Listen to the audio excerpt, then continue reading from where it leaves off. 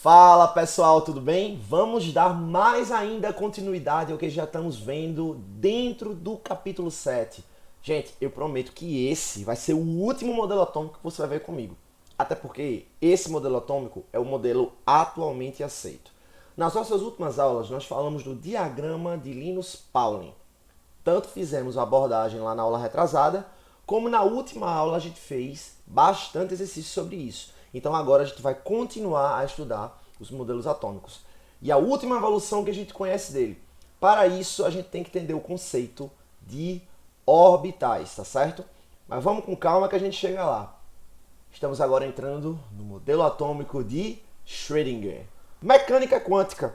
Eita, professor, de novo mecânica quântica, aquele negócio de coach. Não é coach. Aqui a gente está falando de ciência, o negócio é coisa séria. Então vamos lá.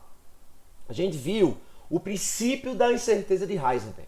E o que é que ele dizia pra gente? Que não é possível a gente definir ao mesmo tempo, com precisão, velocidade e posição do elétron. Na prática, o que é que isso significa, jovem? Significa que a gente não sabe qual é a trajetória do elétron. A única coisa que a gente pode ter do elétron, nesse caso, é a posição instantânea que ele está ocupando. É como se, na verdade, eu estivesse pegando uma câmera fotográfica, estivesse tirando várias fotos do elétron e eu conseguisse definir exatamente onde ele está naquele momento. Ou então a gente conseguiria medir a velocidade do elétron. Mas lembra, a gente não consegue medir os dois ao mesmo tempo, com precisão. Beleza?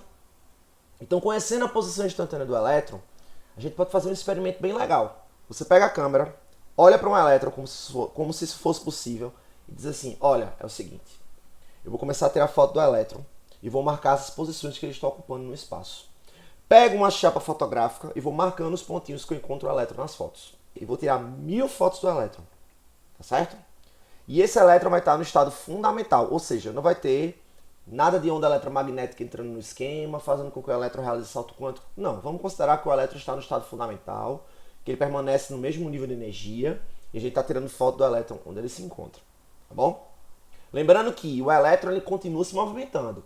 Se ele não recebe energia ou se ele não emite energia, significa que ele não está fazendo salto quântico, mas ele permanece no mesmo nível de energia. Mas ele continua se movimentando, beleza? Então vamos lá. Tirei 1000 fotos do elétron. Marquei 1000 lugarzinhos que o elétron está. Olha o que acontece. Eu tenho algo parecido com isso. Vocês estão vendo que os elétrons eles estão em locais diferentes dentro da região. Mas você consegue ver uma concentração de pontinhos azuis? Isso já é um forte indício de que o elétron tende a ficar em um lugarzinho mais específico. Ele tem um lugarzinho que ele gosta de chamar de seu. Mas eu não tenho certeza. Então eu vou fazer o seguinte, eu vou colocar essa câmera no tripé, vou apertar o botão lá de tirar foto, vou deixar ele tirar 10.000 fotos, que eu quero só ver o que acontece. Vamos lá? 10.000 fotos do elétron. Já. Eita. Agora eu tenho mais pontinhos, eu tenho mais imagens para ver aqui. Eu estou percebendo que a região do meio, o centro da figura, ela está mais escura. Isso quer dizer que há uma grande chance desse elétron, se for localizado, estar aí no meio. Mas eu quero ter uma certeza maior. Eu vou colocar a câmera para tirar foto da noite para o dia. Vou deixar lá, vou dormir e vou deixar lá o elétron lá sozinho e eu tirando foto dele.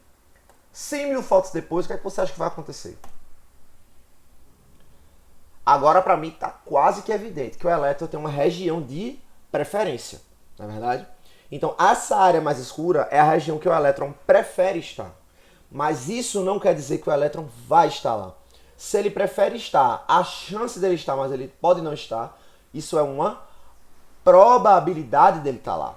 Então, a chance de encontrar esse elétron é maior nessa região, beleza? Então, a região onde a probabilidade de a gente encontrar o elétron é a maior possível. E isso foi observado matematicamente, isso não foi experimental, tá, gente? Isso foi matemático. Depois, claro, foi provado.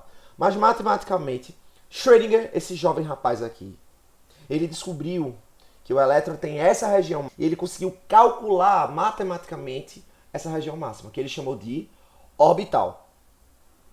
A gente elimina o conceito de órbita e agora entra no conceito de orbital. Orbital é a região onde há a máxima probabilidade de se encontrar elétrons. Ficou claro? É a região onde, se eu for analisar no espaço, provavelmente o elétron vai estar lá. Então ele deixa de ser uma órbita circular definida e passa a ser uma região inteira em que o elétron pode estar, que a gente chama de orbital. E esse orbital, como eu falei há pouco para vocês, ele é calculado a partir da equação de Schrödinger. Então, esse resultado, na verdade, ele vai deixar de calcular posição, porque a gente não sabe a posição real, porque é uma probabilidade, e a gente vai considerar a energia do elétron para localizar ele. Lembra que a gente falou lá, quando a gente começou a falar de mecânica ondulatória, no início do capítulo 7? É essa base que calculou os orbitais. Então, o modelo atômico de orbitais eletrônicos, que é essa região onde o elétron pode estar, é o modelo atualmente adotado pela química. Então, esse vai ser o último modelo atômico que a gente vai estudar, certo? Então, essa região, em torno do núcleo, é a região de probabilidade onde o elétron pode estar. Chama de orbital. Mas isso não quer dizer que a gente eliminou o conceito de níveis e subníveis. Existem níveis e existem subníveis de energia ocupados pelo elétron. Porém, esses níveis não são mais representados por órbitas circulares, mas sim por orbitais. Então, esse conceito de órbita, ele passa a ser obsoleto, passa a ser antigo. A gente usa como referência histórica, mas o que a gente vai usar daqui para frente vai ser o modelo de orbital. Gente, vocês estão vendo aqui que a gente tem um orbital de forma circular. Existem vários formatos de orbitais. A gente vai falar disso em um próximo vídeo, mas no momento eu quero que vocês entendam o que é essa nuvem eletrônica. É outro termo que a gente pode encontrar. É uma nuvem eletrônica em que esse elétron pode estar localizado. Beleza? Desmistificamos a ideia de órbita e agora entramos no mundo do orbital, que é o mundo contemporâneo. Tranquilo? Beleza. Agora vou falar dos famigerados números quânticos. Professor, o que danado é número quântico? A gente localizou o elétron no diagrama de Pauli do nível, do subnível mais interno até o mais externo, pela ordem geométrica, ou do nível menos energético para o mais energético. Beleza? A gente colocou a ordem de entrada do elétron lá dentro do átomo. Porém, a gente é capaz, com os números quânticos, de localizar o elétron. Como assim, professor? O número quântico funciona como se fosse o GPS do elétron. Eu vou dar as coordenadas, ele vai me dizer exatamente onde é que o elétron está. Então, o código associado à energia. Lembrando que a gente vai localizar o elétron não pelo espaço, mas pela energia. Então, esse número associado à energia do elétron vai ser o localizador dele. É a coordenada, beleza? E existem 4 números quânticos que vão localizar o elétron. 2 deles a gente já conhece. A gente só vai dar nome aos bois. São 4. O primeiro é o número quântico principal. O segundo é o número quântico secundário ou azimutal. O terceiro é o número quântico magnético. E o último é o número quântico de spin. Gente, o número quântico secundário depende do número quântico principal. O número quântico magnético depende do número quântico secundário. Então são 4 os números quânticos. A gente vai estudar a partir de agora cada um deles. O primeiro número quântico que a gente vai estudar é o número quântico principal. Esse número quântico principal ele vai indicar qual é o nível de energia do elétron. Professor, é o mesmo nível de energia que a gente viu lá no início do modelo de Bohr? Exatamente, é o mesmo, tá certo? Ou seja, a gente já conhece quais são os possíveis números quânticos. Ele pode variar de 1 até 7.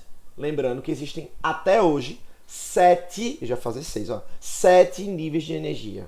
Então, quanto maior o número quântico principal, mais afastado esse elétron está do meu núcleo. Lembra? Que quanto maior o número quântico, quanto maior a camada, mais distante o elétron está do núcleo. É a mesma coisa que a gente já tinha visto antes. O primeiro nível é a camada K, o segundo nível é a camada L e assim sucessivamente. E aí a cada uma dessas camadas a gente associa um número, de 1 até 7. Tranquilo? Próximo número é o número quântico secundário, também chamado de número quântico azimutal, representado pela letra L. E o que é que ele faz? Ele vai indicar qual é o subnível de energia do elétron. Ele também vai indicar qual é a forma da orbital, mas por enquanto eu quero que você foque no subnível de energia. Eu coloquei forma da orbital para a gente ter como referência para falar daqui a pouco sobre isso. Mas o que é esse subnível de energia? Lembra que a gente viu que dentro dos níveis haviam raias finas? Que o nível, na verdade, é formado por subníveis. E a gente viu que existem 4 tipos de subníveis. S, P, D e F. Não é isso? Então, a cada um desses subníveis, a gente vai associar um número. A gente vai dar um código para cada subnível. Como a gente só tem 4 subníveis possíveis até hoje, na prática só tem 4 números secundários. Esse número vai variar de 0 a 3. E a gente vai associar cada número quântico secundário a um subnível. Então preste atenção aqui. O subnível S vai receber o número 0, o subnível P vai receber o número 1, o subnível D vai receber o número 2 e o subnível F vai receber o número 3. Então até agora a gente viu os dois números quânticos que a gente na verdade já conhecia, a gente só fez identificar.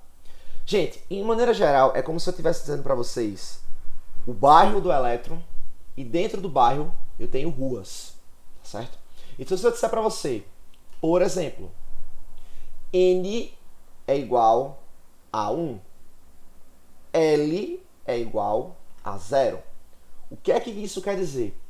O N igual a 1 significa que o elétron está no primeiro nível, ou na primeira camada.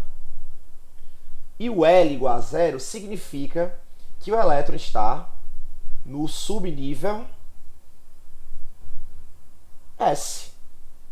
Ou seja, a qual subnível pertence o elétron? Ao subnível 1S. É o subnível S dentro do primeiro nível. Eu estou dando o endereço do elétron. Se eu chegar para você assim, não, vamos lá. N igual a 4 e L igual a 2. O N igual a 4 significa que ele está no quarto nível, até aí tudo bem. E o L igual a 2 significa o quê? Que ele está no subnível D. Ou seja, qual é o subnível que esse elétron ocupa? O subnível 4D. Beleza? Significa que ele está no subnível D, dentro do quarto nível. Então eu estou localizando o elétron dentro dos seus níveis e subníveis. Porém, no próximo vídeo, a gente vai ver como a gente pode identificar um elétron dentro do subnível, a partir dos dois números, o número magnético e o número de spin. Até o próximo vídeo.